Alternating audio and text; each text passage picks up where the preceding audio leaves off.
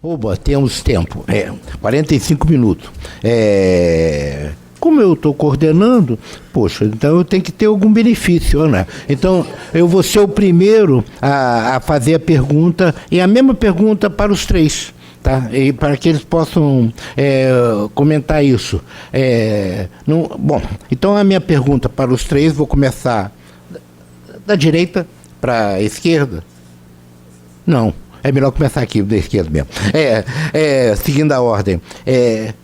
Como implementar a mudança na sociedade para que a Lei Geral de Proteção de Dados possa prevalecer, se é necessário mudar a cultura? Eu tinha outra pergunta para fazer aqui. A gente pode continuar, os juízes, num grupo, Vasco, Flamengo, e pode zoar os mulambentos quando o Flamengo perde? Então, isso eu não vou fazer essa pergunta, não. Mas essa é uma pergunta impossível, né? Eu não sei. O Flamengo não perde, né?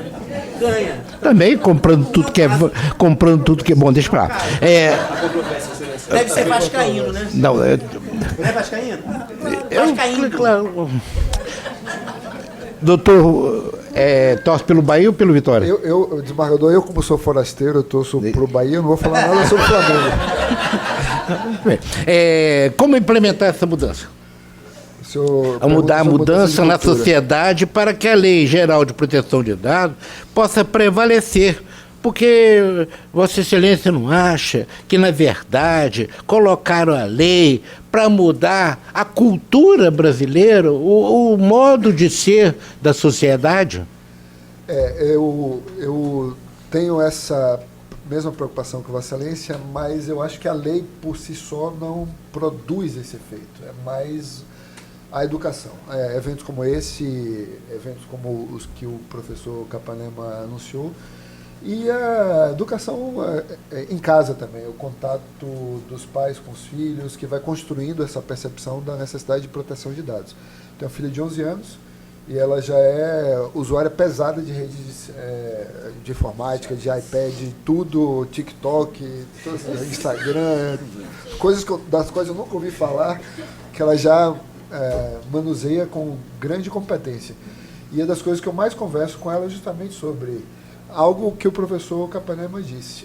O que é colocado na internet hoje ficará para o resto da vida. Não sairá e estará nas mãos dessas grandes empresas.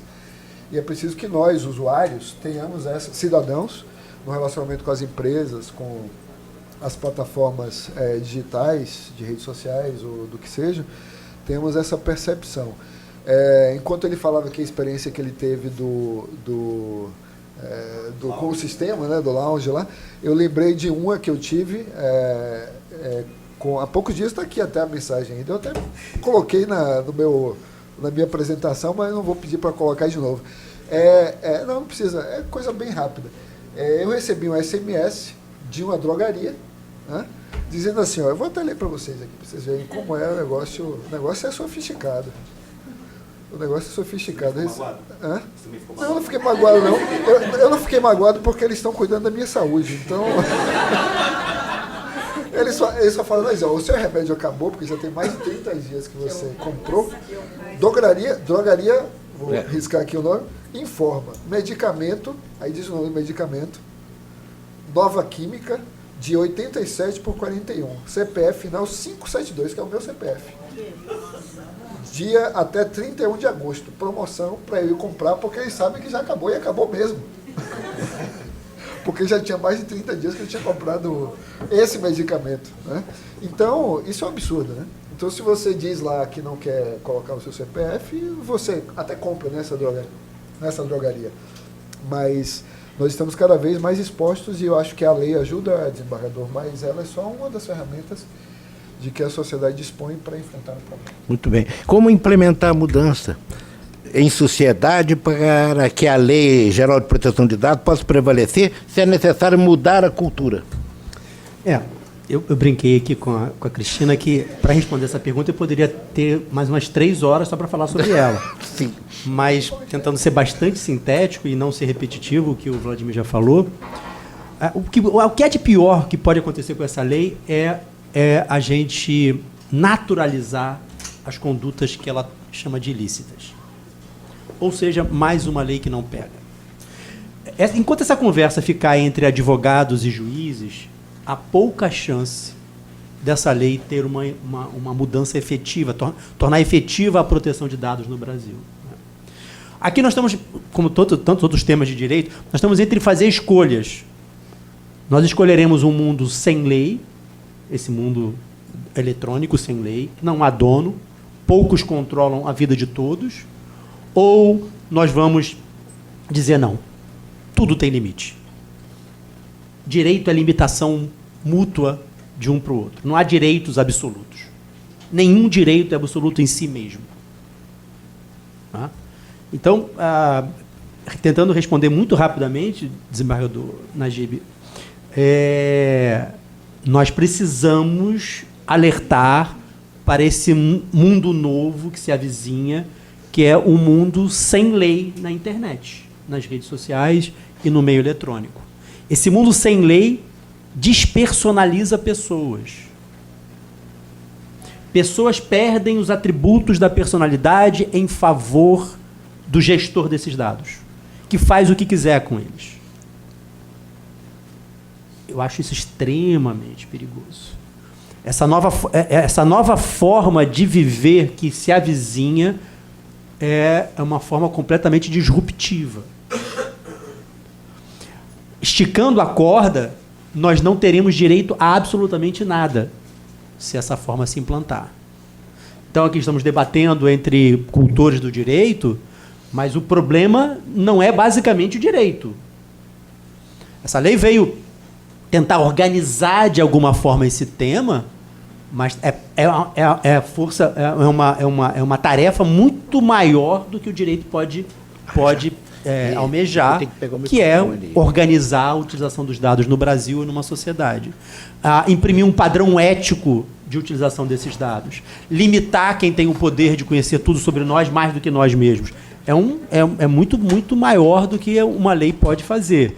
Mas, então, eu diria, precisamos dialogar para fora daqui. É muito bom ensinar advogados a entrarem com ações indenizatórias, tudo muito válido, é muito bom os juízes debaterem quando tem dano moral, quando não tem dano moral, isso tudo é muito válido. Mas me parece que o objetivo deveria ser mais ambicioso, que é de fato, como a pergunta autoexplicativa, que é educar a sociedade e todos nós para que exerçamos o direito. É necessário não banalizar as ilicitudes que podem surgir a partir da lei. É necessário não cunhar uma cultura do mero aborrecimento. É necessário fazer talvez um movimento próximo daquele que veio com o Código de Defesa do Consumidor. É necessário que o consumidor saiba. Foi necessário que o consumidor soubesse que tem direitos, como é necessário que quem usa as redes, quem usa os meios eletrônicos de comunicação, tem proteção e deve ser resguardado. Enfim, tentando ser bastante sintético, é isso. Muito bem. Professor Capanema, como implementar a mudança em sociedade para que a Lei Geral de Proteção dos Dados possa prevalecer, se é necessário mudar a cultura? Temos salvação? Só oração, Silêncio. Como vascaíno, só na oração mesmo. Tem coisas que nem oração. Mas está subindo. Está subindo. Se saiu da zona de rebaixamento, já está bom. Vai levar uma paulada agora. Não. Mas vamos ver. Aí o que acontece? O que eu acho importante falar aqui, eu vejo, desembargador Najib, que eu acho que é importante nós termos uma mudança de cultura, sim. Eu acho que é impossível você pensar numa implementação sem mudança de cultura, até porque nós fomos, aos poucos, nos acostumando a ceder os nossos dados. Nós ficamos encantados em curtir, em compartilhar. Eles foram nos guiando, aos poucos, ao abate. Foram assim, olha, foi um pouco forte, não? Mas é verdade. Olha, clique aqui, compartilhe, seja popular. E agora o que acontece? As empresas não querem mais que você seja popular. Porque quando você fica popular, você aparece mais que a plataforma. Eles querem que a plataforma apareça mais. Foi por isso, por exemplo, que o Instagram ele parou de mostrar quantas pessoas curtiam. Eles falavam que é por um motivo assim de proteger a higiene mental das pessoas. Não foi por isso. Foi porque as pessoas estavam ganhando dinheiro sendo social influencers, né? Pela quantidade de curtidas. E você não estava mais pagando a plataforma para gerar aquela publicidade. E eu vejo, portanto, se nós fomos durante muito tempo encantados pela tecnologia, repare que nenhum dos grandes deuses do Vale do Silício manda foto de casa. Você não vê o Mark Zuckerberg postando foto acordando. Bom dia, meus amigos. Não faz isso. Mas nós fazemos isso. Eles dão valor à intimidade e à privacidade. Nós não. Então, portanto, vai ser fundamental nós nos preocupemos com uma mudança, né, de cabeça, uma mudança de cultura, que a gente precisa dar valor aos nossos dados. Mas os nossos dados assim, é um mundo etéreo. O que são os nossos dados? Né? E a gente pensa que com isso, quando a gente pensa em proteção de dados, a gente pensa o seguinte também. Olha, eu não tenho nenhum problema se alguém tiver acesso a meus dados, porque eu não tenho nada de errado. A proteger os seus dados, a sua intimidade, a sua privacidade, não tem nada a ver com esconder alguma coisa. Tem a ver com que você ter o controle da sua vida, ter o controle dos dados que dizem respeito à sua vida. Isso que é fundamental.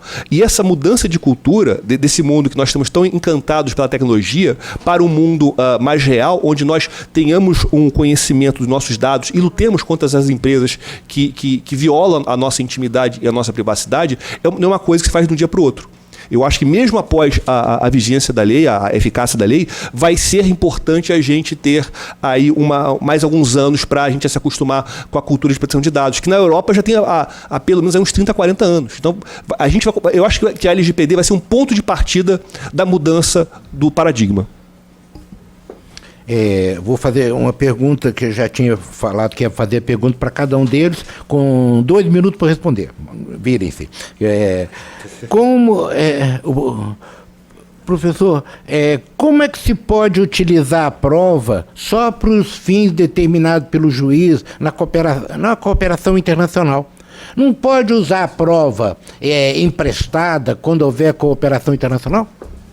Obrigado, desembargador. E aproveito para agradecer também isso que eu já recebi aqui. Impressionante a eficiência do pessoal aí do apoio, né? De fazer já o... eles não mandaram via Wi-Fi, mandaram no CD, tá bom. Mas impressionante, fica mais seguro, inclusive, assim.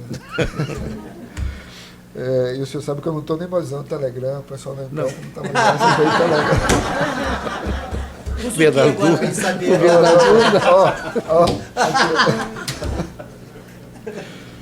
Então, sobre prova emprestada, nós temos a possibilidade, sim, de usar a prova emprestada na cooperação internacional, mas isso deve seguir.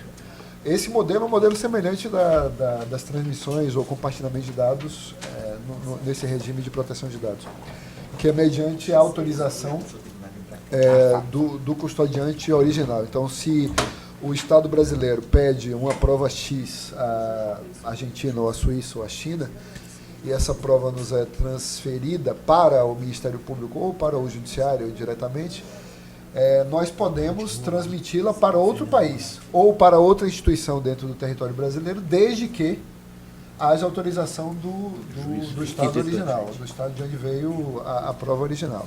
Então, isso se faz em observância ao princípio da especialidade ou ao princípio da especificidade.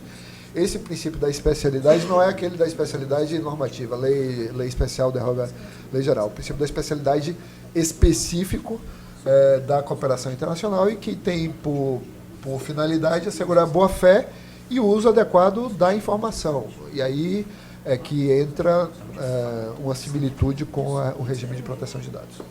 Desembargador Marcelo, se o candidato ao trabalho, ao emprego, não autoriza a divulgação dos dados, ele vai perder a competição.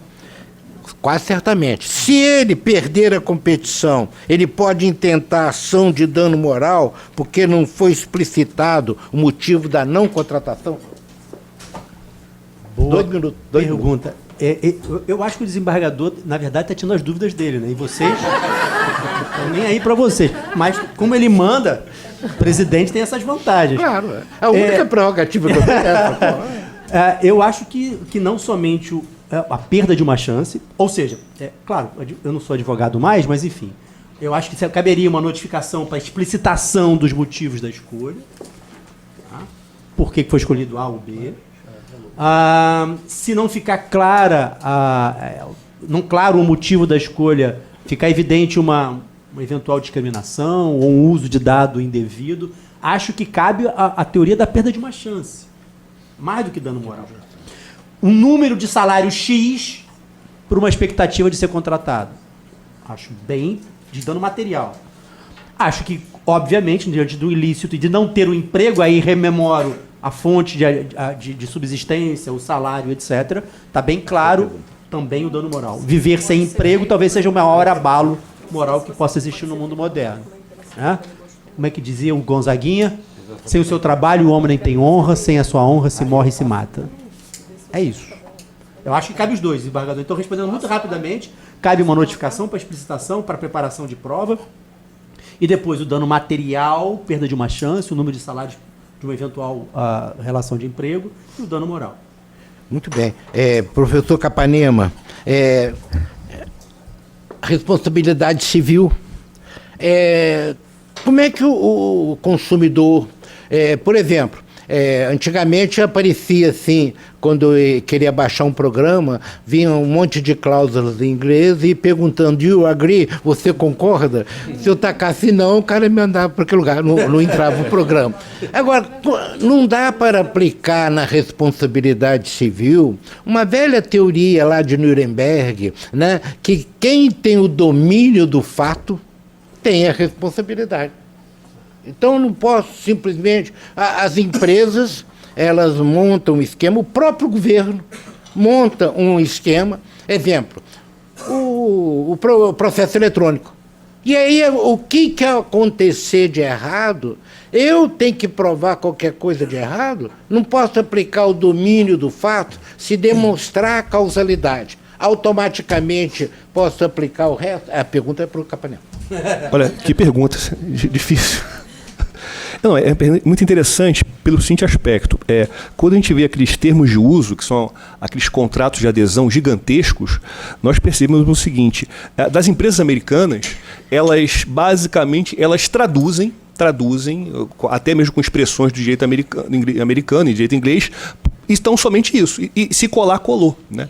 E se vocês pararem de perceber, algumas empresas até ocultam o contrato para que você clique só no ok, eu concordo. Eu não quero falar mal de novo do Facebook, mas já um exemplo sobre isso. Se você abre a página principal do Facebook, repara o seguinte: ele pergunta o seu nome, endereço, alguns dados e coloca assim bem pequenininho, inclusive a menor parte da tela. Você concorda que clicou no termo de uso para olhar, então aí você clica. Então o que acontece? Os contratos são feitos de uma maneira para que você não leia. E eles têm muitas expressões complicadas. E eu acho importante falar o seguinte: se nós estamos falando de um contexto de proteção de dados, de legislação de proteção de dados, para você criar um contrato hoje em dia, você tem que levar em consideração também o Marco Civil da Internet, que define que as informações devem ser claras, objetivas. Então chega de juridiquês, seja de conceitos técnicos, nós vamos monitorar os seus cookies para apresentar uma experiência imersiva em tempo real, interativo. Ninguém sabe o que é isso, até porque não faz sentido. Mas é o que consta nos contratos. Então, o senhor quer que eu fale a favor da empresa ou do... Eu estou aqui como advogado, assim. Se for da empresa, eu diria o seguinte: olha, a empresa ela deve ser o mais objetiva possível. Porque o advogado pensa dos dois lados, o advogado tem essa vantagem. A liberdade. Uma liberdade assim que a profissão exige. Então, o que acontece? Pensando pela empresa, a empresa ela deve ser o mais objetivo possível no seu contrato. Não adianta você inventar uma cláusula, botar uma cláusula assim com uma pegadinha, porque certamente essa cláusula vai ser invalidada na justiça, uma relação com o consumerista, eventualmente. Até numa relação trabalhista, desembargador, eu creio que se houver uma cláusula, né, que viole, né, a legislação do trabalho, o juiz ex officio ele pode invalidar. Ele poderia ex officio invalidar. Então o que acontece é o seguinte, as empresas devem ser o mais objetivas e o mais claras e o mais transparentes possíveis nos seus termos de uso. Evitar esses termos gigantescos que fazem, por exemplo, tem um termo de uso de um site do Xvideos, que eu fui consultar por conteúdo puramente acadêmico, ele exige arbitragem, eu acho, na República Tcheca. Quem vai processar Xvideos, né, com a arbitragem da República Tcheca? Não tem que ser, talvez alguém faça isso, mas grandes dessas empresas utilizam esses subterfúgios que são proibidos pelo CDC, que são proibidos pela outra legislação. E agora, do ponto de vista do consumidor, eu não sei se eu já passei o tempo, mas do ponto de vista do consumidor é o seguinte, o consumidor ele assina sem ler. Por que ele pensa? Se der problema, eu vou entrar com ação. O meu advogado lê e o juiz lê. Eu não vou ler, mas e eu vejo o seguinte, o consumidor muitas vezes não tem essa liberdade ao assinar o contrato. Eu vou dar um exemplo. Seu filho ganhou um iPad na noite de Natal. O que você precisa fazer com o iPad? Ligar na tomada? Não, você precisa ligar no computador. Quando você liga no computador, ele fala, opa, é um iPad. E aparece o contrato do iTunes. Seu filho doido para mexer. Você fala, não, papai, vai ler aqui o contrato, tem 56 páginas. Aguarde que dia 31 dão um parecer. Não, você vai dar ok e pensa logo. Então você veja como o seu consentimento não está livre. Então a questão do domínio do fato, eu diria que tem tudo a ver eu diria que está mais correlacionado, uma relação consumerista, com a inversão dos donos da prova. Cabe à empresa comprovar, e a lei exige isso constantemente, que ela está agindo corretamente. Inclusive, a NPD ela pode fazer fiscalizações nas empresas para averiguar o que se está ou não fazendo.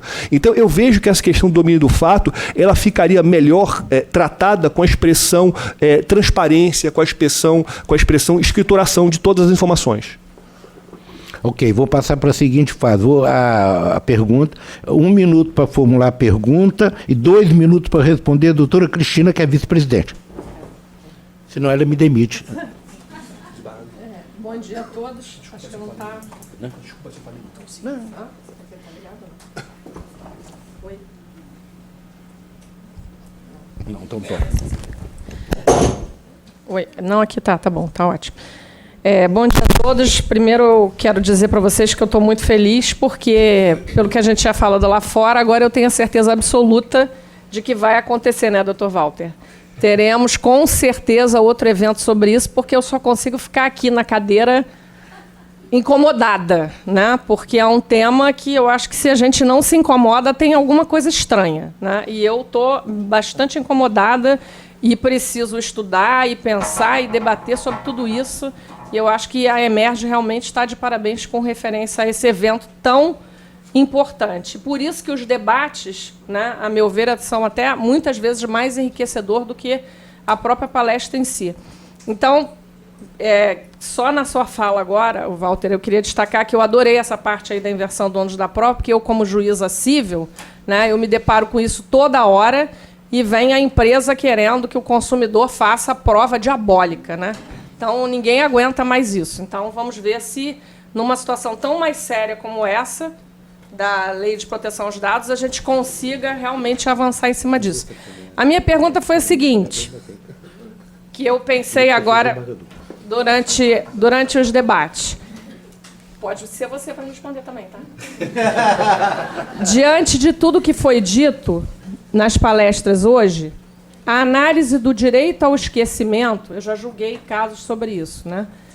Será que ela deverá ter um aprofundamento quanto ao lapso temporal em que ele vinha sendo aplicado, dependendo da repercussão? Então, agora, por exemplo, digamos que essa divulgação de dados seja sobre dados sensíveis, sexualidade, religiosidade, ou uma filiação partidária, ou uma postura ideológica. Neste tempo em que estamos vivendo, de um lado, ninguém pode negar que existe uma maior consciência, né? A gente, pelo menos eu e Najib aqui, a gente acredita que aumentou isso. Ele fica brincando assim, mas você não acha que as pessoas estão mais conscientes? Eu falei, bom, também se não tiver mais consciente, só jogando a bomba em cima da cabeça delas para ver se elas acordam. Então, de um lado, a gente tem isso. De outro, a gente também tem esse discurso de ódio, que toda vez que eu falo isso me apavora, né? Eu acho isso muito grave, porque a gente perde isso que... Não sei nem quem foi dos palestrantes que falou aqui agora, né? A gente vai para uma ruptura, a gente sai do humanismo completamente. Isso eu acho que é muito sério, né? A gente tende a correr o risco de regimes realmente totalitários, onde você não tenha mais nem condição de se expressar, liberdade de expressão nenhuma. Aqui todos os palestrantes foram brilhantes ao colocar que esse consentimento dessa que a lei visa proteger, né? A gente, na prática, ele não é livre, né? Cada vez menos. Eu vou dar um exemplo aqui, estava pensando, um exemplo concreto que aconteceu comigo, uma coisa simples, mas que me incomodou. Eu fiquei constrangida. Eu recebi um presente, um sapato, e fui numa loja de Niterói trocar. Quando eu chego lá, eu estava de tênis, calça de ginástica, camiseta, como geralmente eu ando, né? E vem a vendedora, não, mas a senhora, como juíza... Eu falei assim, como que você sabe que eu sou juíza? Eu falei, eu não tenho nem perfil, eu não saio em lugar nenhum dizendo que eu sou juíza. Como é que pode isso? Ela não me disse. Ela não me disse. E daqui a pouco começou. Não, mas traz essa bolsa caríssima que eu nunca compraria, o sapato de não sei de quê, e dadadá, e daqui a pouco... Não, mas as suas colegas compraram esse conjunto, o outro conjunto. Eu falei, bom, eu não estou aqui para responder por colegas que eu não sei nem quem são. Mas aquilo me constrangeu. Como eu estou indo numa loja comprar, nem comprar, porque eu não compraria naquela loja que, para o meu ponto de vista, é cara, né? Mas percebi um presente, fui feliz trocar. E já sabia que eu era juíza, já sabia que não sei o quê. Quer dizer, como que é isso? E aí você fica numa situação, alguém aqui falou também, não lembro quem foi, né, que a gente vai aceitando. Porque eu vou entrar na justiça para falar o quê sobre isso? Então, se nas pequenas coisas a gente está aceitando, imagina as maiores. Qual vai ser o nosso limite com referência a isso? Eu acho que isso tem que ser realmente... Isso é sério, né? Isso é sério, isso é grave. E o judiciário, sim, vai ter que apreciar isso. Porque se a gente começar a interpretar que não cabe ao judiciário apreciar, a gente vai para onde? Para a rua. Isso é sério. Qualquer interpretação que tenha sobre qualquer coisa, não tem como vir uma interpretação que diga que o judiciário não pode apreciar. Ah, mas o judiciário poderia ser melhor, mas eu garanto que sem ele é 50 mil vezes pior. Porque aí ninguém vai ter como ir a lugar nenhum. Então, eu gostaria de perguntar para o desembargador Marcelo, para o doutor Walter, para o desembargador Najib, para o doutor Vladimir, para os quatro. Como é que fica o direito ao esquecimento, já jogando para o próximo evento, né? Porque eles não vão conseguir responder, óbvio, mas a gente pelo menos começa a pensar sobre isso. Aí alguém vai dizer que eu estou tentando ajudar para as minhas decisões. Pode ser, mas eu também sou filha de Deus e tenho direito. Muito obrigada. Como presidente, designo desembargador. Pode responder. Eu não sou especialista em direito ao esquecimento, não é a minha área de atuação, mas eu posso dar alguns pitacos. Antes disso, eu preciso falar sobre a teoria do domínio do fato. Eu tenho muito medo quando falo sobre teoria do domínio do fato, porque ela é usada historicamente quando nós estivemos diante de uma violação maciça de direitos humanos, e aí um choque entre direito positivado na Alemanha e a ausência de norma legal que desse base ao julgamento da conduta do agente, só me restou quase que ir para o direito natural. Então, quando eu transponho isso para qualquer outra discussão, eu crio uma enorme quantidade de distorções e eu me pelo, sobretudo quando se fala em direito penal, teoria do domínio do fato, com todo respeito a quem é fã dessa teoria. Enfim, então eu tenho muita dificuldade de trabalhar isso, sobretudo no plano de direito civil. Mas, então, indo ao meu caso. O problema é que uma das coisas que faz o mundo eletrônico é comprimir o espaço-tempo. Ou seja, não há distâncias geográficas e não há a distância de tempo. Tudo é no mesmo tempo, ao mesmo tempo, agora e sempre. Então, quando eu começo a eleger categorias de em quanto tempo eu posso esquecer do que foi feito, é incompatível com esse mundo digital. Vamos pensar num caso que se instalou um governo autoritário num país. Não estou fazendo nenhum tipo de acepção política, por favor, não é isso que eu quero fazer. Imagine que isso se instalou há 6 meses. Não, 6 meses não é um bom tempo porque não fazer associação. Apaga. Há 1 ano, Desculpa, não. Ato falho. A psicologia explica. Ato falho. Há um ano, e eu, por acaso, na campanha, quando ainda era um processo, estávamos diante de um processo democrático, defendi o adversário. Isso significa que eu vou ficar 4 anos sendo estigmatizado porque eu apoiei o adversário do candidato que é autoritário? Ou seja, chamando para minha brasa a sardinha, o sujeito não vai ter emprego por 4 anos? Por exemplo? Como é que é isso? Então, qual tempo é razoável ele ser estigmatizado, por exemplo, para o problema do emprego?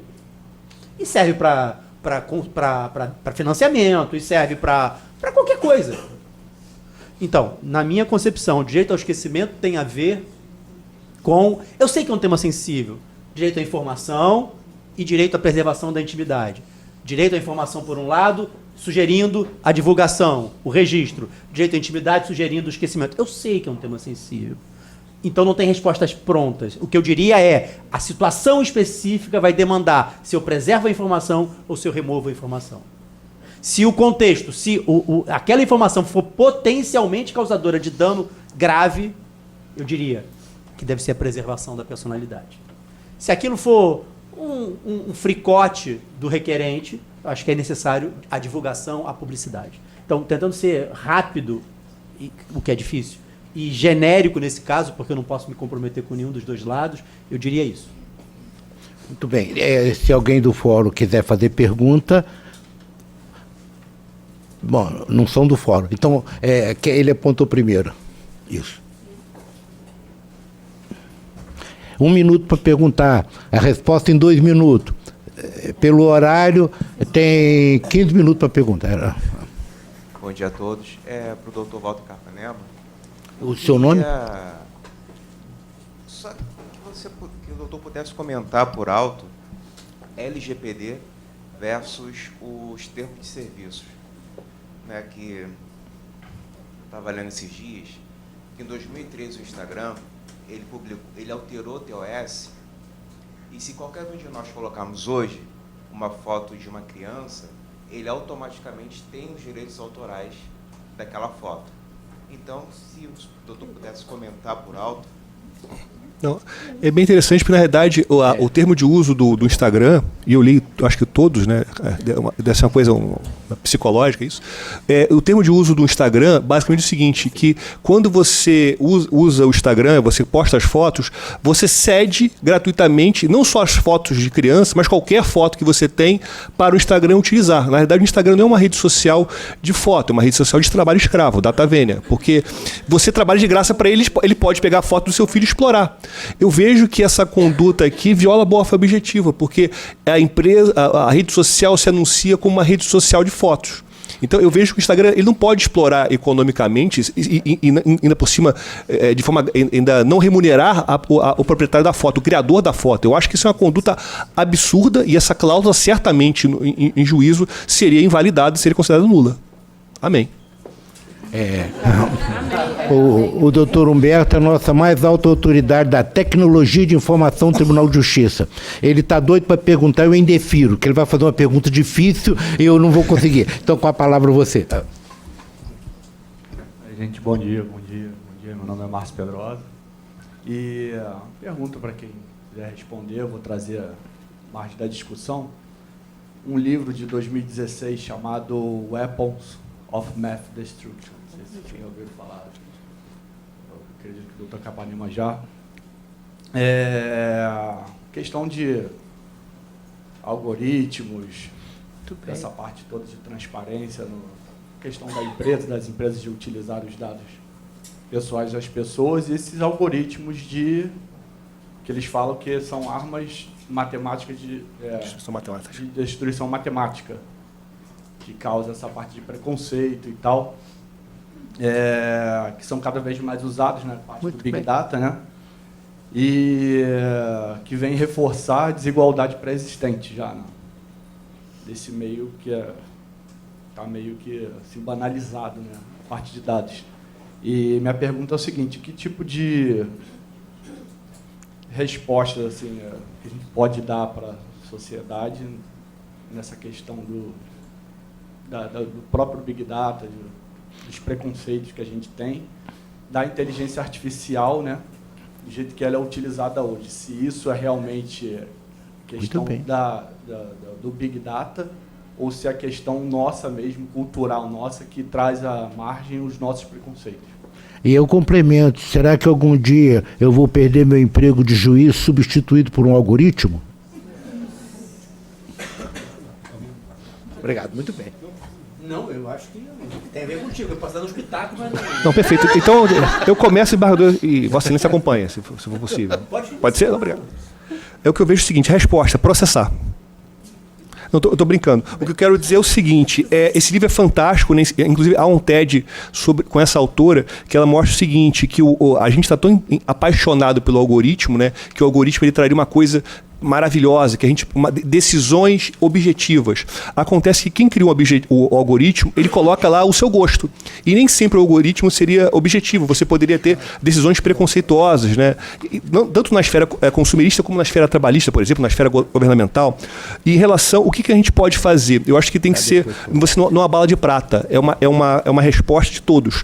Você precisa, como consumidor, conhecer as empresas, conhecer o que pode acontecer, conhecer os seus direitos, principalmente o seu direito de explicação, de exigir que as empresas fundamentem as suas decisões, o direito de processar essas empresas e que as empresas elas sejam o mais transparentes possíveis.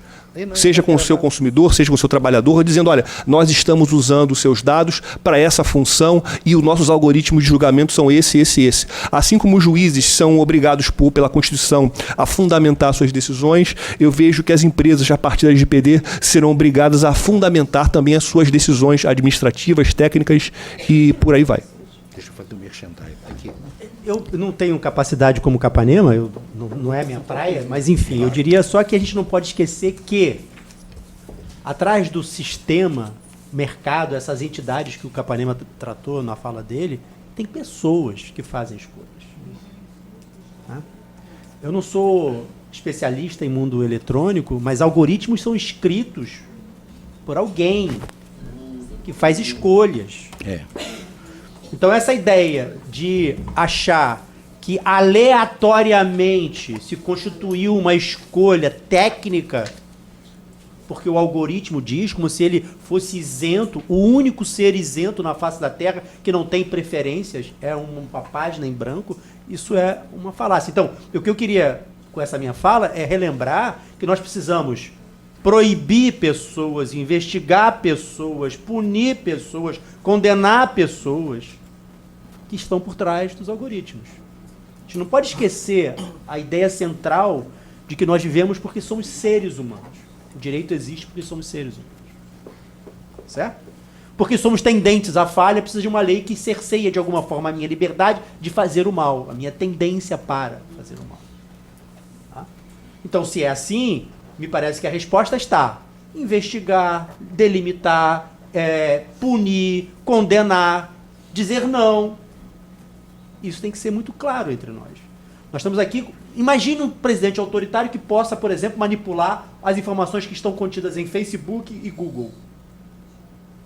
Já pensaram na possibilidade de alguém que associa o poder internetico, para chamar assim, com o poder político? Vocês pensaram qual é a consequência disso? Então nós precisamos dizer, não é possível. Não é possível. Precisa botar barreira, limitação. Tá? Bom, enfim, é isso que eu posso. Muito bem. Outra pergunta. Posso fazer uma complementação? Doutor Vladimir, complementar.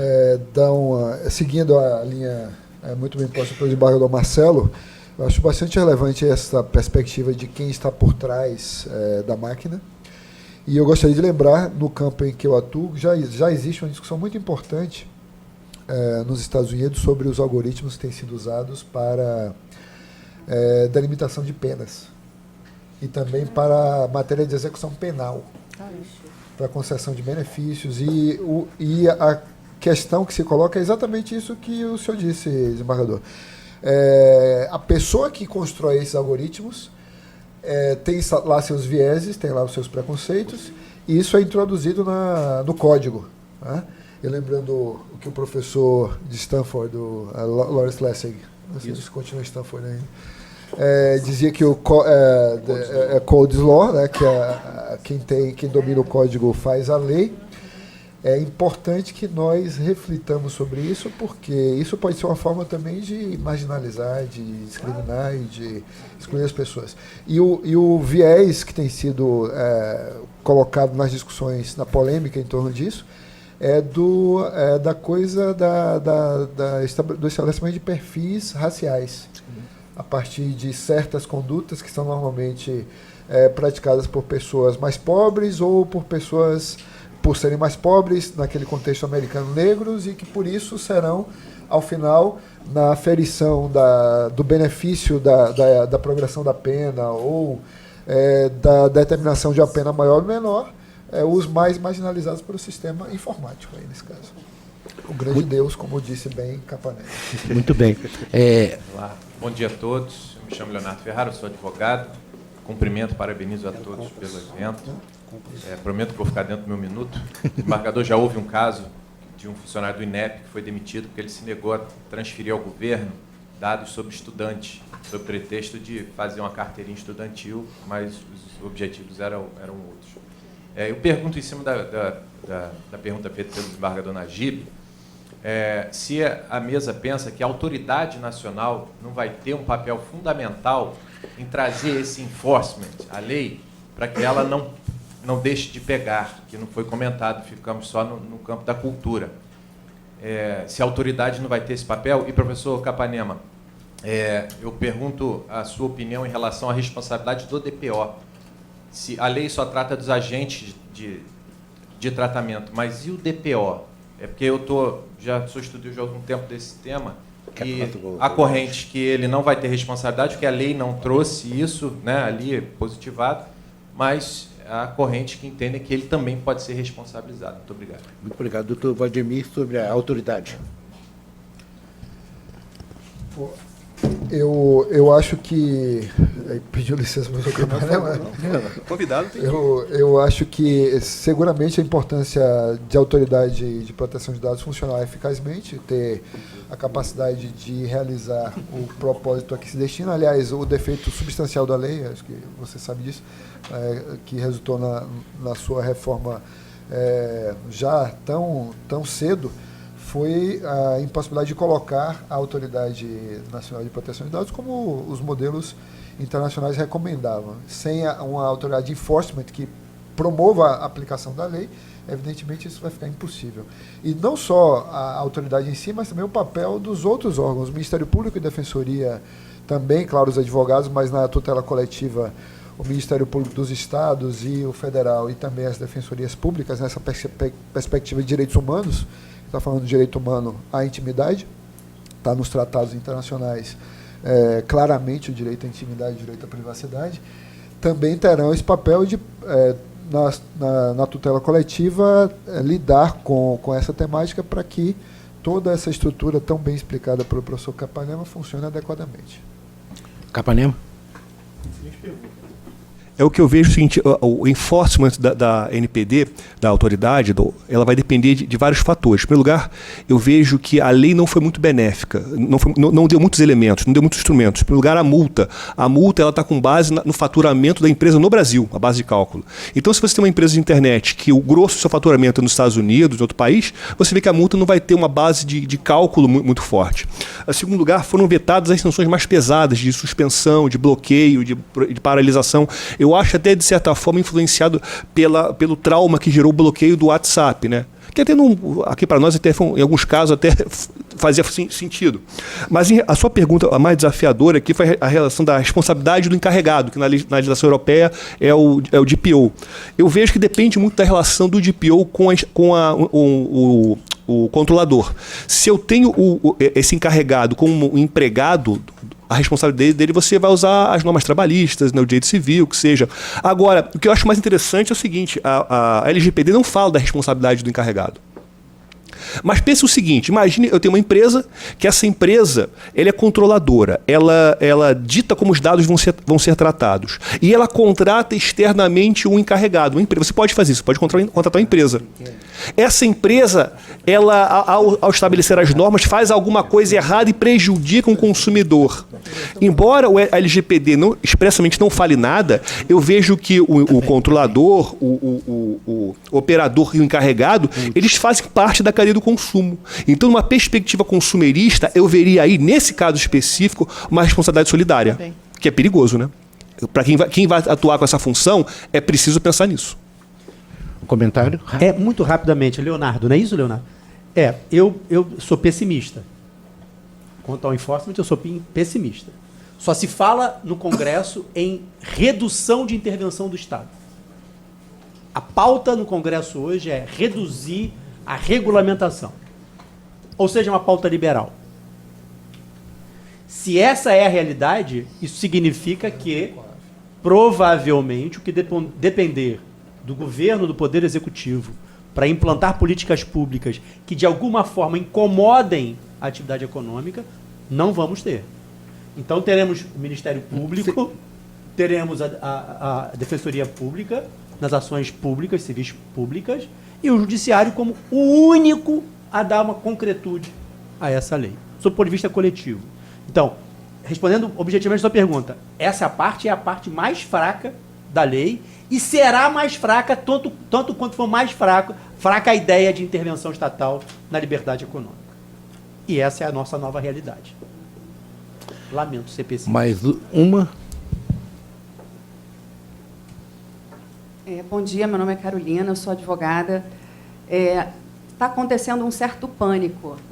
A gente aqui está falando muito sobre as grandes empresas, Facebook, que a gente até sabe que já aconteceram algumas TACs aí com multas expressivas, mas a gente está com muito problema com os clientes por conta da implementação até agosto dos pequenos empresários também, daqueles que têm que colher esses dados e que têm que proteger esses dados sob pena de multas que podem fazer fechar um negócio, né?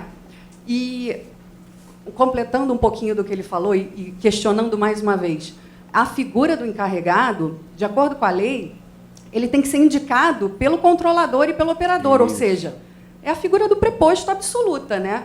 Então, você quer que um preposto aponte para o regulador que você não está agindo de forma correta.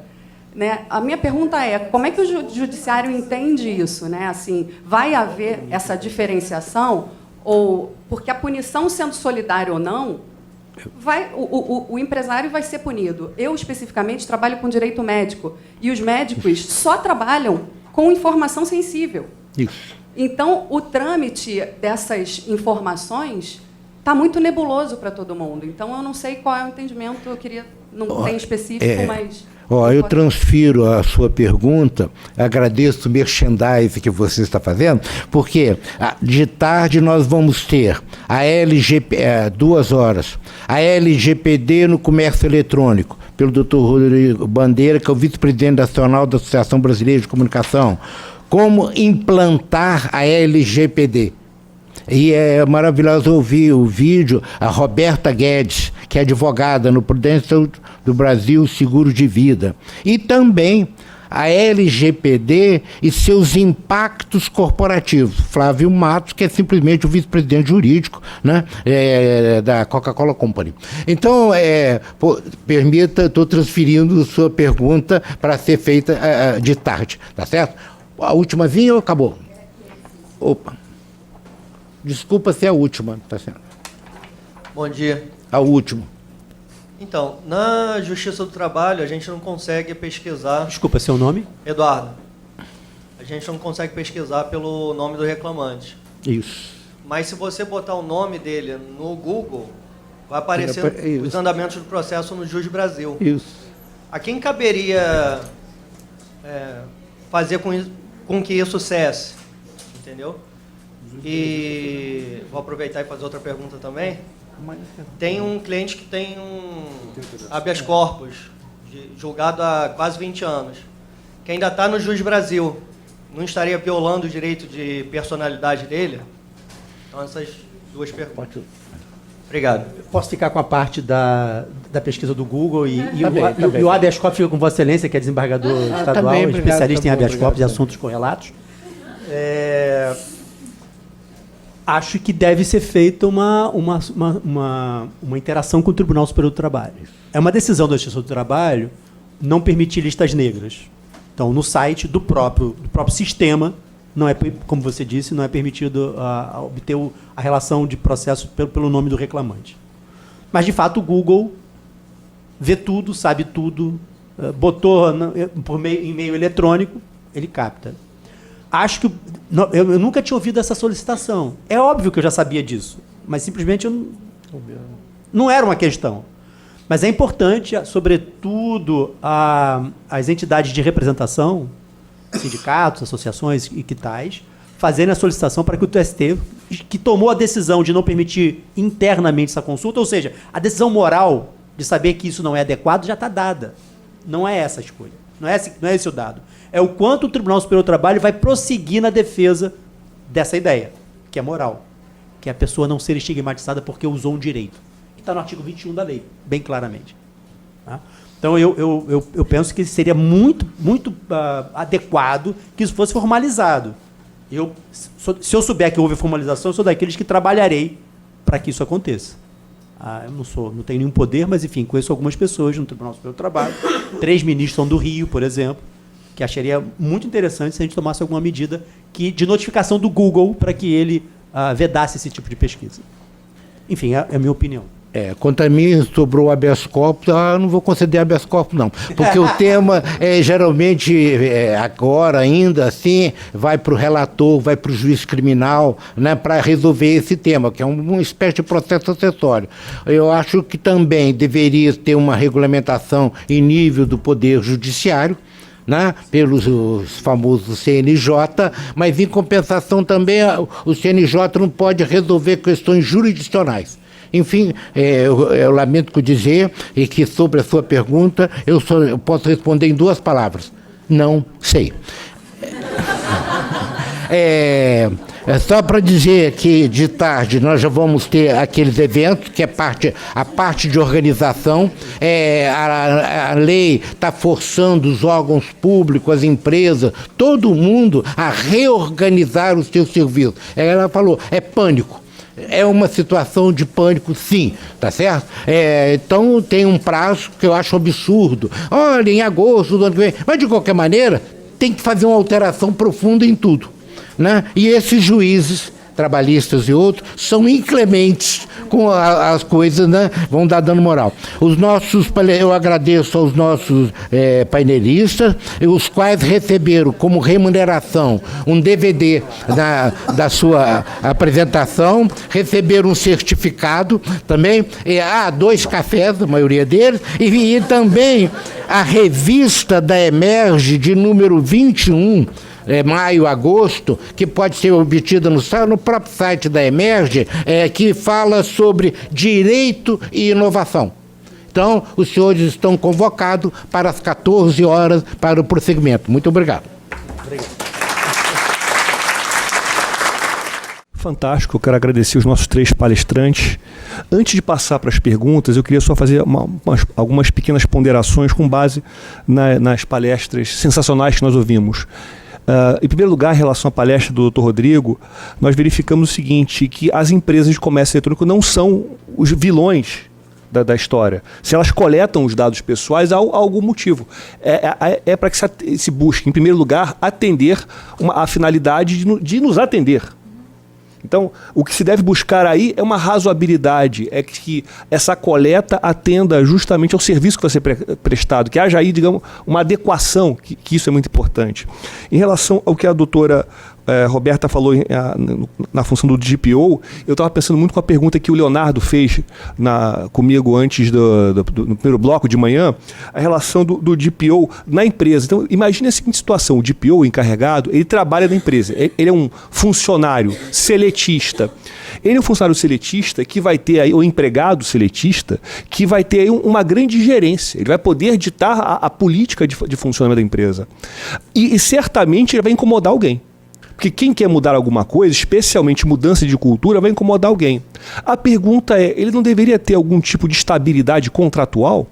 Porque você tem, por exemplo, fazendo aqui uma analogia com a nossa querida CLT, o CIPERO, que é aqui da Comissão Interna de Prevenção de Acidentes. É aquela pessoa que faz do compliance para evitar os acidentes, a segurança física. E ele tem uma estabilidade legal. Nós não deveríamos ter uma estabilidade, se não legal, pelo menos contratual, para aquele que atua como o DPO internamente? Porque quem é que vai assumir a função numa empresa internamente de DPO, sabendo que ele pode eventualmente enfrentar alguém ou contrariar algum interesse, podendo ser demitido? Então, deveria ter algum tipo de proteção contratual. Doutor Flávio, não sei se de repente se você queria falar alguma coisa sobre isso, o que você acha?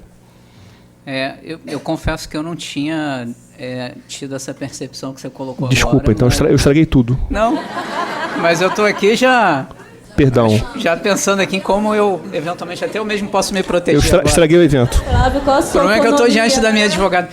Aliás, também, Vanessa, Renata, é uma honra estar aqui com vocês, né? A gente já trabalhou juntos e demais ter vocês aqui. Então, são advogadas também. Então, estou diante das minhas 3 advogadas aqui que vocês já podem começar até a pensar numa forma de me proteger também. Então, eu acho que faz total sentido, porque, na realidade, o encarregado, como um funcionário do compliance, ele precisa garantir o quê? Aderência ética. Então, quando a gente fala de ética, qual é a grande missão de um padrão ético, de um código de conduta numa empresa? Não é evitar situações pontuais, elas acontecem. O problema é quando a gente cria uma cultura de bad apples. Então, na realidade, a grande característica do encarregado de um funcionário de compliance é proteger a empresa, que o business aconteça de forma íntegra e que a gente elimine a extinção da empresa por conta de uma cultura organizacional deteriorada. E a função do encarregado e de um profissional de compliance é exatamente essa. E acho que para ter independência, realmente uma proteção, uma estabilidade faria total sentido, porque isso vai empoderar o profissional. Alguns seguros na União Europeia foram criados por DPO. Porque ele tem a responsabilidade quando ele assina aquele material. E qual é a responsabilidade, doutora Roberta? Nossa, fazemos a mesma pergunta. Exatamente. Desculpa, estragando de novo. Mas qual seria a responsabilidade lá na União Europeia, assim, agindo como o inquiridor? Você disse lá tem proteção? Não, uma das recomendações que existem lá e acontecem muito em multinacionais é você separar os profissionais. Aqui, por exemplo, eu sou o responsável pelo departamento jurídico, mas também sou responsável pelo departamento de ética e também sou o DPO. Isso não é recomendável e é óbvio que no futuro isso vai ser... Para implementar a lei faz sentido, né? Eu aqui estou acumulando uma função. Mas no futuro, eu mesmo não recomendo isso. Você tem que ter um profissional separado exatamente para... E aí realmente ter um seguro. Então, isso aconteceu na Europa. A responsável pelo departamento jurídico europeu, a GDPR, ela é tão relevante, ela tem um alcance tão grande, que realmente justifica uma estrutura... existe uma área de privacy, com advogados, profissionais de segurança da informação, e um DPO, um cargo altíssimo exatamente para garantir isso, nomeado pelo board da companhia, inclusive. É um tipo de estabilidade. Respondendo ao conselho, né? Isso. Respondendo ao conselho da... Na hipótese de uma multinacional, fora. Porque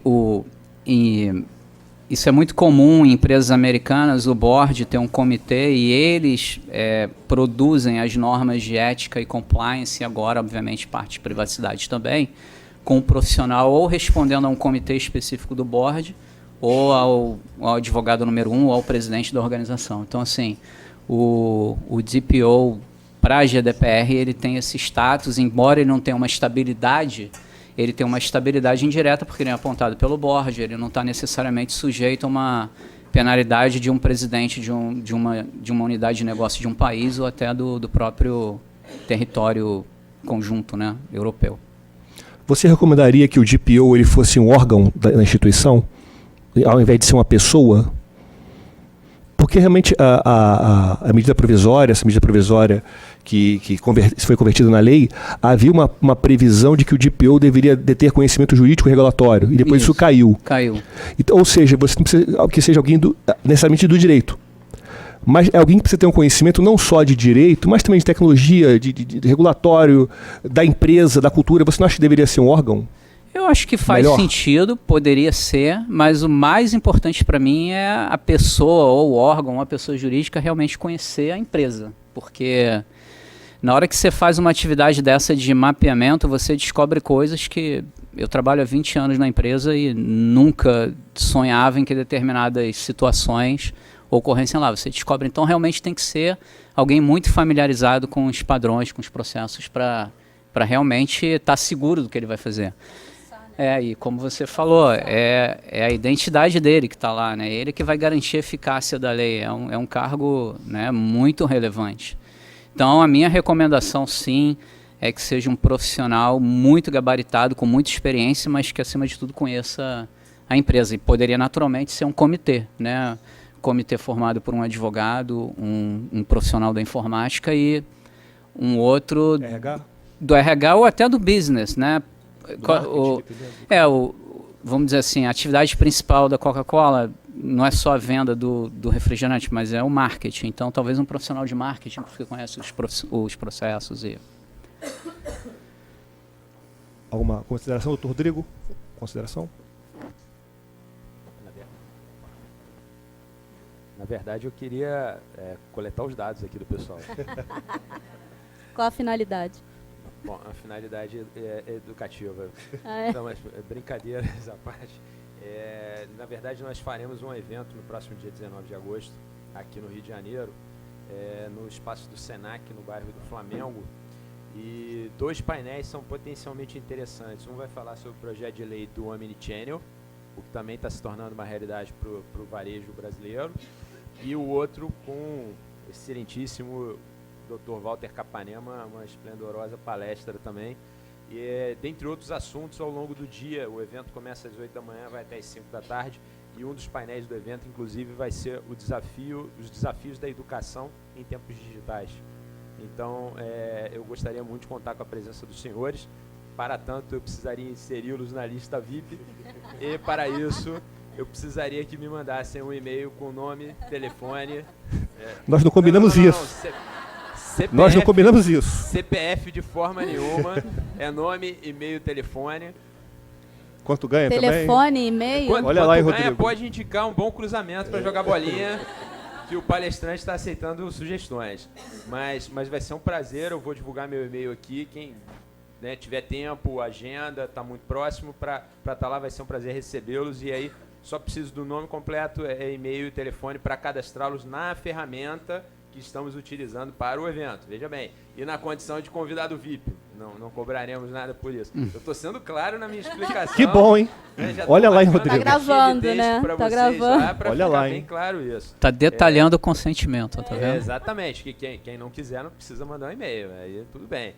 O e-mail, eu posso falar o e-mail, doutor? Pode. É rodrigo.bandeira@abcom.com.br. Reparem que o ABCom tem 2 M's de Maria. rodrigo.bandeira@abcom.com.br. E aí, além da inscrição do evento, vamos lá, vai parecer um polishop aqui, né? Poxa. Você também leva? Não, então, quem tiver interessado nesse mercado eletrônico, nós temos, além dos relatórios de mercado desenvolvidos pela ABCom, nós temos relatórios que recebemos de outras entidades mundo afora em relação a tendências de internet, sempre voltado para essa questão de varejo de produtos e serviços, e seria um prazer compartilhar com vocês, tá? Material esse que a gente sempre disponibiliza também no nosso site, mas eu estou aí às ordens e à disposição para quem quiser buscar mais informações, conteúdo, tá? E espero vocês no dia 19 de agosto no Senac do Flamengo. É imprescindível me mandar esse e-mail, porque aí eu vou poder inserir vocês na lista VIP. Né? Do contrário, vocês vão pagar uma quantia módica lá, mas se quiserem pagar, tudo bem. O dinheiro também vai ser revertido para uma instituição de caridade, então a gente é uma associação sem fins lucrativos. Eu observei aqui na plateia um grande número de interessados mulheres, né? Essa matéria nova, eu inicialmente ano passado, ano retrasado, eu via só os homens envolvidos, e eu quero parabenizar as mulheres presentes que estão aqui interessadas. Eu represento também uma classe que está movimentando para poder trazer mais para o dia a dia essa responsabilidade de dados. E eu estou muito feliz de ver o interesse de vocês aqui, viu? Parabéns. Maioria, doutora Roberta. É, Fazendo a maioria. uma conta de palheiro aqui, observando, é a maioria absoluta. Parabéns mesmo. Parabéns. Obrigada. Dito isso, vamos passar para as perguntas. Nós temos perguntas aí na plateia. Aqui na frente, a primeira aqui. Vou pedir para você se identificar, tá? CPF não precisa. Agora não, só depois. Boa tarde, meu nome é Alana, eu sou advogada. Queria parabenizar a todos, em nome da doutora Roberta, que é a única mulher também que falou, teve a oportunidade de falar hoje. Então, eu achei as palestras muito interessantes e muito convergentes em vários aspectos. O doutor Rodrigo abordou uma questão que não tinha sido tratada até então, que é a questão da violência física, né, e da insegurança física, que está levando para a questão do e-commerce e está trazendo uma outra insegurança, que é a insegurança de dados. Então, de fato, demonstra que a gente está vivendo numa sociedade de risco, né? Não importa o que façamos. Mas a minha pergunta ela vai mais destinada aos dois que trabalham com a implementação em si, que eu gostaria de saber, já que a legislação ela nem poderia ter efeito retroativo, o que as empresas devem fazer com os dados que já estão coletados e como que elas podem demonstrar que efetivamente esses dados não vão ser os dados no futuro? Porque como cidadã, né, e como consumidora, me parece muitas vezes um caminho sem volta. A gente está aí há 1 ano para a lei entrar em vigor, então realmente não tem muito tempo, já tem 1 ano de que a lei foi muito discutida e a gente não vê nada sendo aplicado, né? Diuturnamente eu sou atacada com várias informações, várias propagandas, e a gente não consegue, pelo menos eu, não consigo vislumbrar o que as empresas que lidam com esses dados efetivamente estão fazendo para se desconectar dos dados que já foram coletados até aqui. Então, essa é a minha pergunta. Na implementação, o que as empresas devem fazer para mostrar efetivamente que estão se desfazendo dos dados que já foram coletados?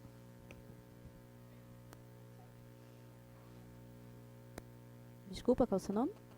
Oi, Alana. Especialmente para você manter os dados, você tem que justificar. Então, se não está na sua necessidade no momento, o ideal é descartar. A prerrogativa do mínimo é mais. Para que você vai ter todos esses dados retidos na sua companhia, se hoje eles não são funcionais e não estão submetidos a qualquer base legal que a lei determina? Então, o ideal é descartar. Se vai ser feito isso, não sabemos. Estamos ainda esperando os próximos acontecimentos. A lei determina dessa forma. Tá? Se você reter, por algum motivo, você vai ter que indicar a finalidade. Então, você tem que ter um objetivo para você estar com aqueles dados retidos na sua organização. Se você não reter, é porque você não precisa deles. E você vai reter por quê? Porque você vai estar guardando algo que está submetido a uma sanção. Esse é o mundo ideal.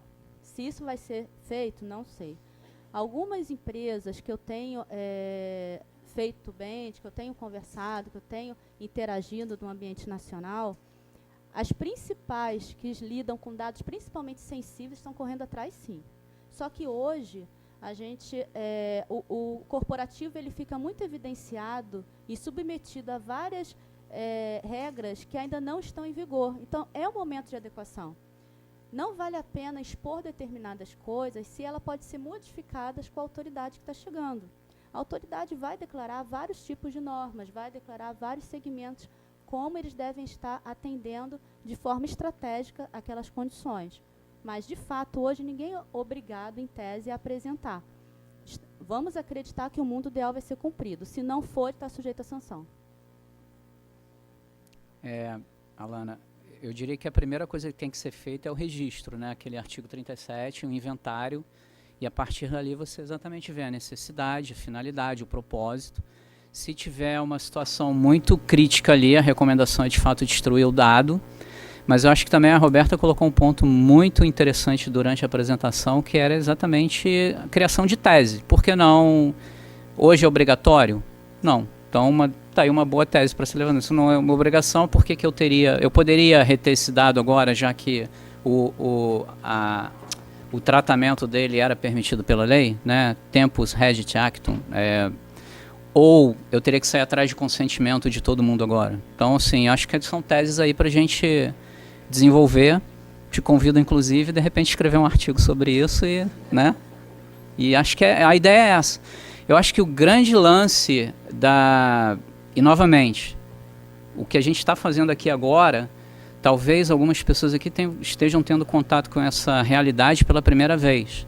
E é um ponto de cultura. Eu acho que a gente tem que conscientizar as pessoas, tem que promover a cultura. Eu acho que essa é uma realidade essencial nessa lei. As pessoas têm que entender sobre o que a gente está falando exatamente. Então, para realmente a gente conseguir que essa cultura penetre. Então, e a partir daí vamos desenvolver as teses, né, jurídicas para... Eu, sinceramente, acho que se foi legítimo, porque agora seria tipo...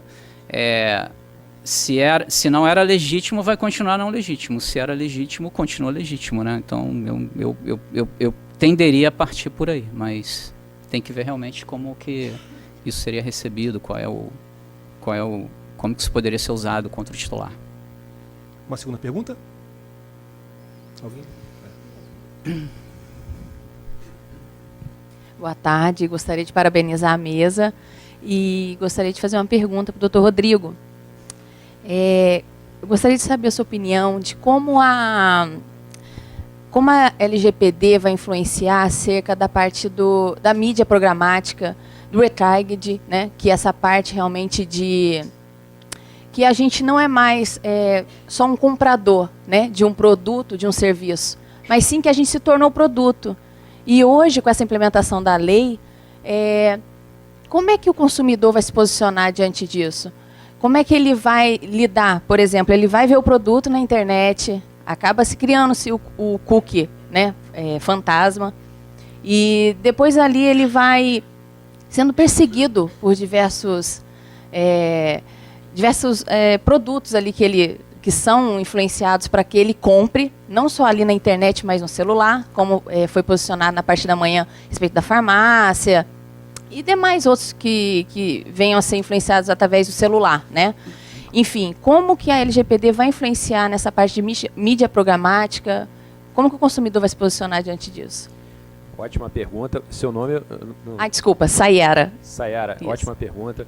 Então, eu acredito que tudo passe por uma conscientização, né?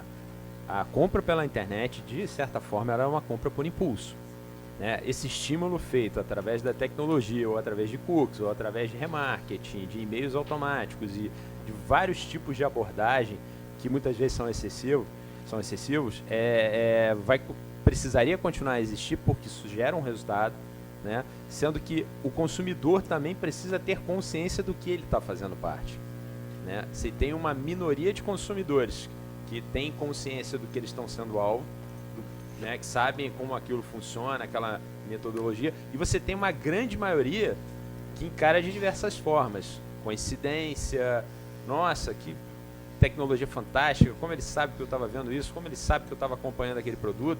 Então, a partir do momento que ele tomar consciência, né, de qual é o papel dele nessa relação, ele vai, obviamente, ter um argumento crítico, e as empresas vão ter que modificar a sua forma de se apresentar perante esse consumidor. É claro que elas vão reinventar esse caminho, né? Hoje, infelizmente, muitas empresas que promovem esse tipo de tecnologia e oferecem esse tipo de tecnologia para o varejo, tratam esses consumidores como um SKUzinho lá, como um 01, 02, 03, e aí fatiam. Bom, você quer falar com quem tem interesse em viagem, você quer falar com quem tem interesse em tecnologia, e esse quem tem somos nós. Cada um de nós que, se fizermos parte de todos os grupos de divisão encarados pelas empresas de tecnologia, né, haja espaço na caixa de e-mails para receber e-mails, né, sendo que a gente, praticamente todos aqui, acredito que se alguém não tiver, por favor, levante a mão, nós ganhamos um segundo e-mail com uma rotatividade e uma agilidade muito maior e impiedosa chamada WhatsApp. Então agora a gente tem aí mais uma fonte em que a gente é constantemente bombardeado de informações que, em tese, são informações solicitadas, mas também volta e meia entra alguém ali desavisado, oi, eu sou fulano, etc e tal. Então eu acredito que as empresas vão ter que se conscientizar, e o que seria de fato concreto e o de fato efetivo seria uma política de conscientização dos consumidores do que está acontecendo. Por que eu estou recebendo, eu estou sendo perseguido pelo tênis que eu gostaria de comprar, vamos chamar assim. Então, essa conscientização, essa informação, essa educação vai fazer com que as pessoas entrem na cultura de uma maneira diferente, e não somente como um SKU. Não sei se eu respondi bem essa pergunta. Obrigado. Mais alguma pergunta?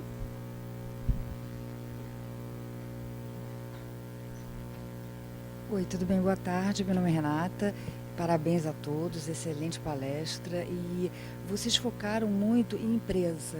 Em relação aos escritórios de advocacia, como é que eles têm que lidar com os dados dos clientes, pessoas físicas e jurídicas?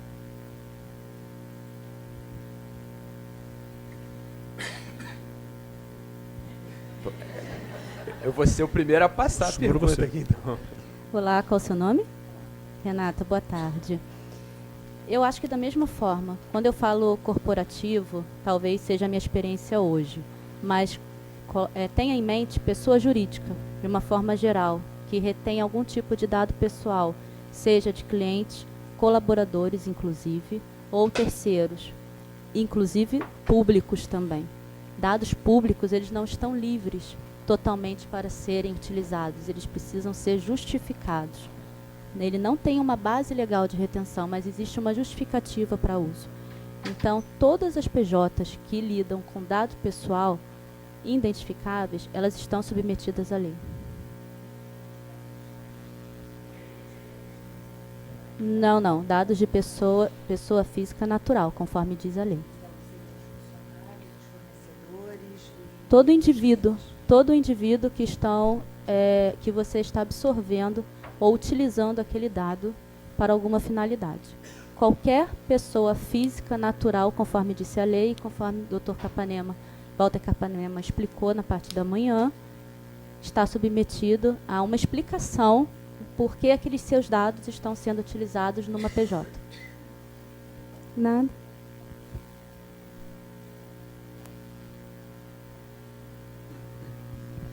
Boa tarde, meu nome é Natália, parabéns pela palestra, confesso que gostei de ouvir uma visão da empresa, e eu queria saber se existe alguma previsão para a criação da autoridade nacional, se vocês têm algum conhecimento de quando essas regras, essa autoridade vai ser criada. Autoridade? Posso chutar? Não, acho que a gente não tem a menor ideia, sendo muito sincero. Uma resposta muito franca. Enquanto isso, como vai ficar a proteção de dados pessoais? Enquanto você não tem a lei vigente, você vai ter que aplicar as normas setoriais do CDC, o Marco Civil. Quer falar? O quê? Não, pode continuar, eu ia complementar o que você ia falar. Pois não. Eu acredito que assim, é importante você criar, tá? Mas na verdade tudo passa também por um movimento cultural no Brasil. Infelizmente, a gente aqui tem por hábito, não somente nesse aspecto, nesse assunto, todos os outros, a gente age quando a coisa já aconteceu ou quando a coisa já está acontecendo. Né? São formadas comissões, são formados comitês, isso é aberto, às vezes a divulgação não é tão ampla, né? Mas as pessoas buscando estarem presentes em audiências públicas e outros, não sei se é um pouco a linha do que você perguntou, é extremamente importante, porque hoje, e aí eu novamente falo como carioca, né? Eu passei a ter mais medo de advogado que de arma de fogo, porque né, as pessoas... Brincadeira, Poxa viu, vida, pessoal? Olha. Porque Uma as pessoas... ofensa, olha lá, hein? hein? Corta o microfone dele. Você está na nossa casa, hein? É uma brincadeira, pessoal. As pessoas hoje em dia, quando se referem a alguma empresa, não, vou chamar meu advogado, vou colocar meu advogado no circuito, sendo que assim, isso virou um litígio permanente, né? Usando juridiquês. E a empresa, ela precisa do cliente, e o cliente, se está ali recorrente na empresa, ou ele gostou, ou ele precisa do produto que a empresa comercializa. Não, eu até entendo, mas é porque, como foi falado, está se mobilizando N setores de empresas para se montar, para se mobilizar. São grandes esforços das grandes corporações que estão sendo feitas para daqui a pouco vir um órgão, não sei o que, e dizer, olha, não é nada disso que vocês estão fazendo, vocês vão ter que fazer tudo completamente diferente. Posso fazer um comentário, Natália, então, em cima disso? Eu saio do tema só para exemplificar. Nós tivemos a Olimpíada aqui, certo? Nós fomos procurados pelo poder municipal para organizar a rotina de entregas no Rio de Janeiro durante o período olímpico, uma vez que você teria uma série de restrições de movimentação na cidade. E uma caixa com um produto, um presente, um perfume, poderia servir muito bem uma caixa com uma bomba. Então você teria uma série de mobilizações na cidade. Nós, enquanto associação nacional, fizemos uma convocação inicial para todos os varejistas, Brasil, não só do Rio, porque varejistas de fora também entregam no Rio de Janeiro, e a adesão foi baixíssima. E olha que eu estou falando de empresas grandes, que vendem volumes muito consideráveis pela internet. Depois nós fizemos um segundo convite para as empresas transportadoras, além do Correio.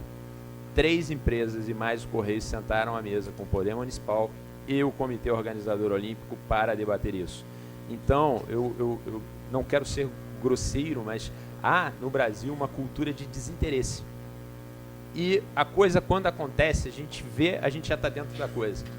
Então, a mobilização, às vezes, ela precisa ser mais rápida, mais imediata e levar um caráter de interesse maior por tudo que está acontecendo à nossa volta. Né? A gente sofre o impacto, mas a gente não consegue se colocar no momento anterior de sofrer o impacto e entender como é que a gente vai se adaptar a esse impacto. Então, esse exemplo, para mim, foi muito característico do que a gente passa no país. Né? Ah, não, vamos esperar arrombar a casa e depois a gente troca a porta, troca a fechadura ou troca a casa. Então, isso é cultural, isso está muito presente no nosso país. Né? Só para ilustrar um pouco mais a sua resposta. Tecnicamente a NPD já está criada, assim, só que tem toda aquela dificuldade, né? A gente tem que lidar com orçamentos, que talvez, acho que a última vez que eles estavam funcionando em não tem nem os conselheiros ainda nomeados, então ainda estão trabalhando muito com questões de orçamento, de estrutura. Mas eu até acho que, como toda agência, eles vão ter aí um próprio período de cura, né? Eles vão permitir, vão ouvir, vão soltar os guidelines especificamente. Não vão sair com essa tendência punitiva, eu imagino, porque também não faz sentido. A gente tem uma visão muito pedagógica também, então vão dar prazo para adequação. Eles vão olhar muito, uma indústria que deve crescer muito são essas indústrias de certificação, ISO. Então, são padrões que geralmente são standards, que geralmente são bem aceitos. Né? A certificação ISO 7001, então se a empresa de certa maneira seguiu aquele padrão, então dificilmente ela vai ser punida por isso. Né? Flávio, você acha que a NPD vai dar um prazo de graça para as pessoas, para as empresas, para o Brasil poder se adequar? Ou seja, a lei não vai começar pegando direto no dia 16 de agosto de 2020, mas de repente vai dar um tempinho para a gente... Eu acho que alguns setores ela não vai ter como. Por exemplo, a parte de transferência internacional, ela tem que promover políticas, diretrizes, tem que promover cláusulas padrão, isso tem que ser votado entre os conselheiros, então naturalmente isso é uma cura que vai existir. Agora, talvez em outros pontos específicos, talvez um mapeamento de risco, eu já não sei. Então, eu acho que a lei entra em vigor dia 16 de agosto e é isso. E seja o que Deus quiser. Exatamente. Então, e se não tiver a NPD, a gente vai ter agentes MP ali com ação civil pública, PROCON tentando multar. Né? Eu acho que, naturalmente, a lei vai ser implementada, se não pela NPD, por agentes auxiliares, vamos chamar assim, terceiros, né? MP, PROCON, DNPC, que não é mais DNPC, é o Senacom.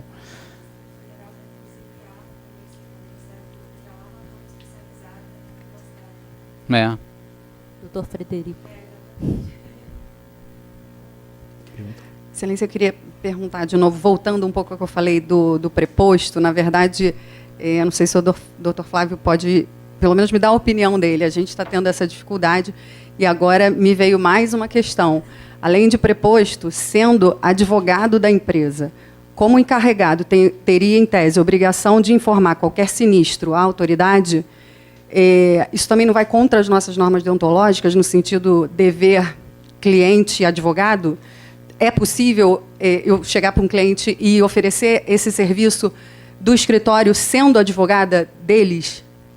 Eu acho que tem um conflito de interesses, talvez não no plano legislativo, né? Porque o que não é proibido é permitido, mas, no mínimo, um padrão ético, conflito de interesses. Então, faz sentido nessa eu acho que tem que ter bastante cuidado. Talvez tenha que ter ali uma área específica realmente separada, com alguns padrões de proteção para que isso seja evitado, porque realmente isso que você falou, o encarregado ele tem a missão de reportar, ele é, no jargão lá do direito americano, ele é um gatekeeper, ele tem obrigação de reportar, ele tem obrigação de evitar que aquela cultura se deteriore. Então faz sentido o que você...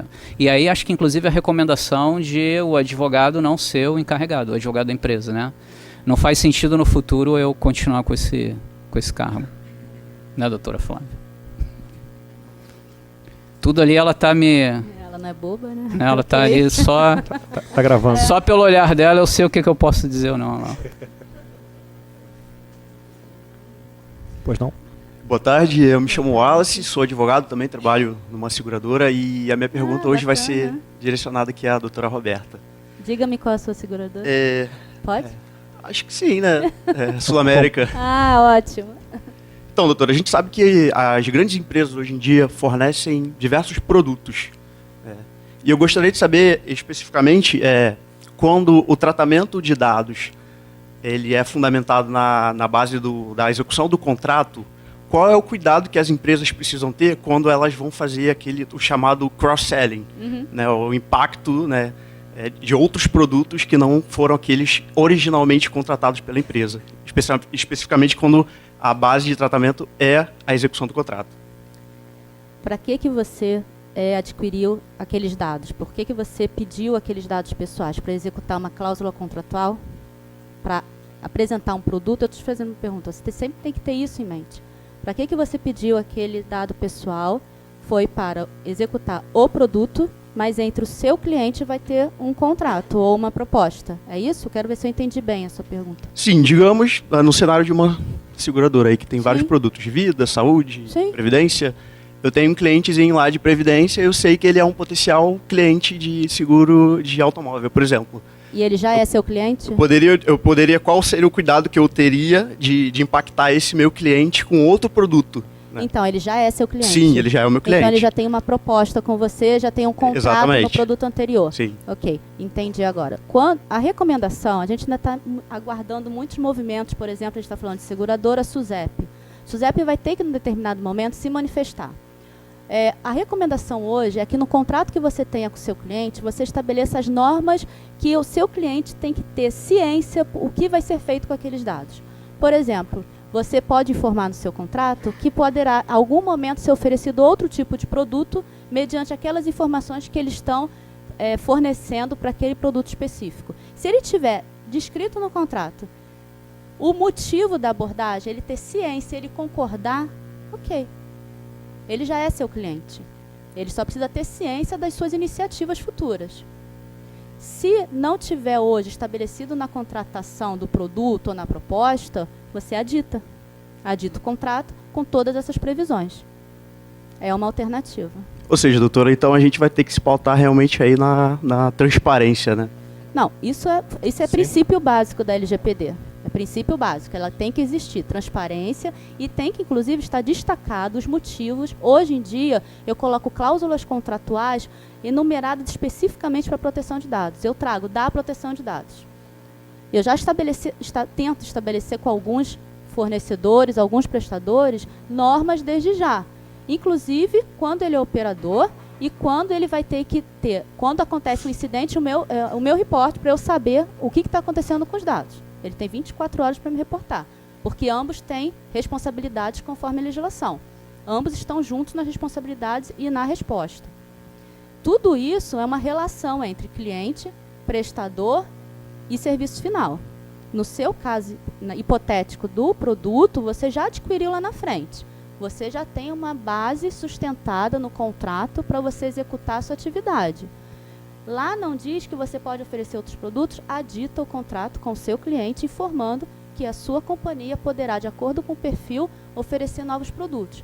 Ele deu de acordo? Ok, não é consentimento. São cláusulas contratuais de negócio e ele está assinando, concordando bilateralmente que os dois estão de acordo com aquelas normas. Atendeu? Que bom. Obrigada. Uma última pergunta aqui. Caso específico, desculpa. Nesse caso específico que ele deu, isso estando como uma cláusula contratual, não seria um termo de adesão que ele não tem opção de dizer se quer ou não quer receber propaganda? Não pode ser termo de adesão. Termo de adesão cai. Não, mas ainda que seja um contrato, eu como cliente posso falar, não, eu estou contratando um seguro de vida, não quero que vocês me ofereçam seguro de carro. Mas se está no contrato, eu sou obrigada a assinar para contratar o seguro de vida. Não, mas aí então não está adequado à lei. Ela tem que estar específico o objetivo. Qual é a sua finalidade principal no início? É atender um seguro de carro. Está lá escrito que vai atender um seguro depois de vida? Não está informado, então a finalidade é diferente. Então, mas então eu estou entendendo que ele não pode incluir isso no contrato. Ele tem que botar como uma opção, se a pessoa quer ou não ser abordada para outros segmentos do negócio. Proposta. Uma proposta você coloca opção. No contrato você tem que estabelecer as normas. Se lá na frente vai ser indicado outro tipo de produto e ele concordou no contrato, ele está ciente. Então, a finalidade está atingida. Mas aí, se ele não concorda, ele não pode contratar o outro. Essa que é a complicação. Você está condicionando. No contrato, a gente não pode colocar essa condição. A lei não prevê essa possibilidade. Consentimento não seria livre, né? Na verdade, não é uma questão de consentimento. É um acordo bilateral no instrumento contratual. Se ele não tiver a opção de excluir, ele vai dizer, olha, não concordo com essa cláusula, não quero que na minha proposta tenha essa cláusula ou no meu contrato. Eu não quero isso. Ele tem que ter a opção de escolha. Hoje, muitas situações não têm essa opção, mas a lei traz obrigatoriedade. Senão, vira uma adesão realmente. E a finalidade inicial, ela vai ser diferente da final. Desculpa, finalidade final, acho que você entendeu, né? Ok, obrigada. Obrigada. Mais uma última pergunta, para a gente encerrar? Mais alguém? Deixa eu perguntar aqui.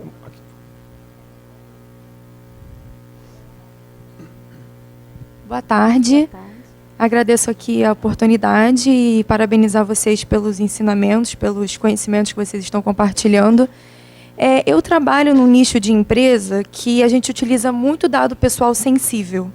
Eu trabalho numa indústria farmacêutica. Então, a gente tem estudo clínico, a gente tem a parte de farmacovigilância que vem através dos consumidores, que entra em contato através do saque. Vocês enxergam, de alguma maneira, uma maior assertividade em relação à NPD, a esse tipo de tratamento? E eu percebo que na lei ela fala muito em relação, né, ao estudo clínico, ela cita órgão público de estudo. E aí eu fui numa outra discussão e a gente, especificamente sobre esse ponto, discutindo que talvez órgão público, a gente poderia utilizar uma analogia que seria uma pessoa privada que no KNAI tivesse a finalidade específica para estudo clínico, né? Porque todo medicamento ele prescinde de um estudo clínico, até para, a gente chama de funções off-label, que são as novas funções de um medicamento, enfim. Então, é uma situação bastante complexa, né? A gente tem que anonimizar os dados, ou pseudo-anonimizá-los, né? Mas, assim, em relação a essa discussão de órgão público, que a lei cita diversas vezes, e em relação a essa mão mais pesada da NPD em relação aos dados sensíveis, o que vocês acham, assim, não sei se vocês podem, né, compartilhar comigo algum ponto de entendimento de como a gente poderia agir, qual seria a melhor forma, né, porque é necessário, a gente não tem como. Inclusive, a gente utiliza, às vezes, dados sensíveis de bebês, de, né, menores e de incapazes. E não tem como a gente não fazer isso. Então, queria que vocês pudessem compartilhar de alguma forma.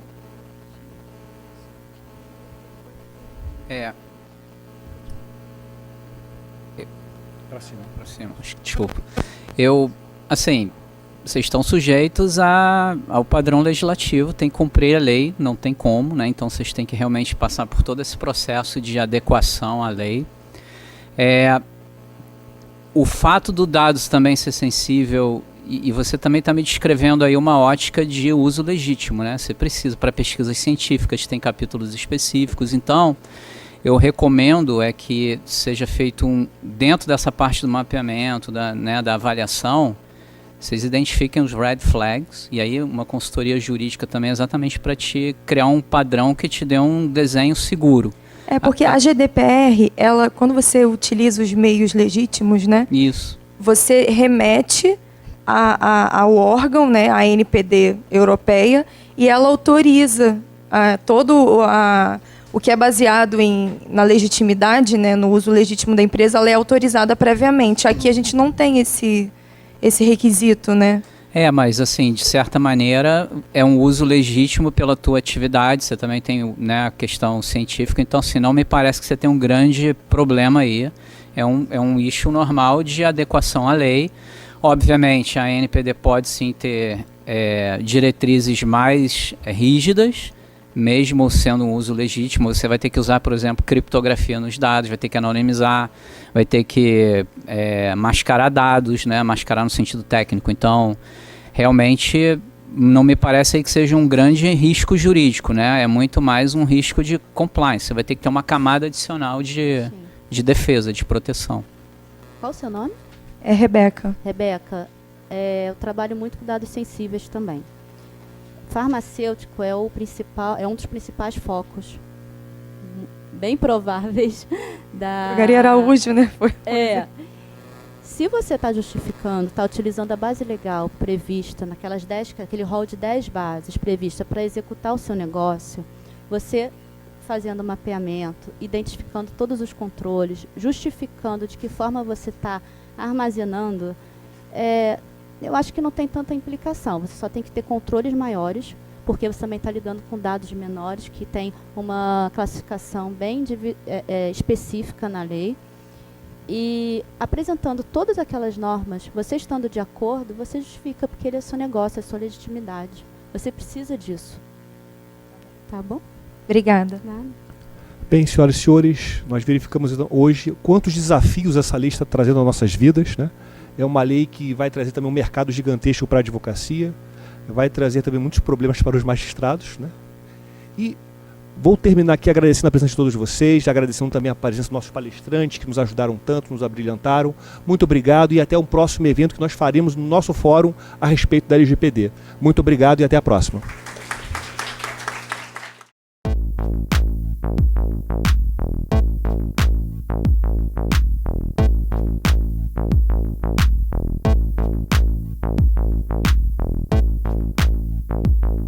Thank you.